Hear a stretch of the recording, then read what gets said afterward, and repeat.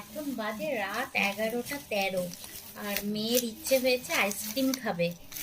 তাই জন্য ওর বাপিকে বললো আইসক্রিম আনতে। আমি ভেবেছি যে একটা দুটো ঠান্ডা লাগে, তো এই জন্য একটা দুটো এনে দেবে, কিন্তু যতবারই ও মেয়ের জন্য এক গাদা নিয়ে চলে আসে। আর এই দেখুন, এবার কর্নেটো আনেনি না রে? না, কর্নেটো আলাদা তো, কর্নেটো আলাদা তো, চকলেটগুলো।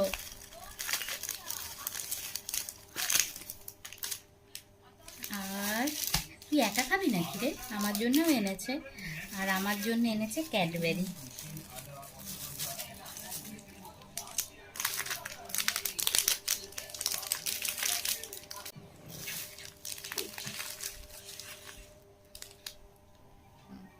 চলুন, এখন খাবি না, পরে খাবি, ঠান্ডা লেগে যাবে।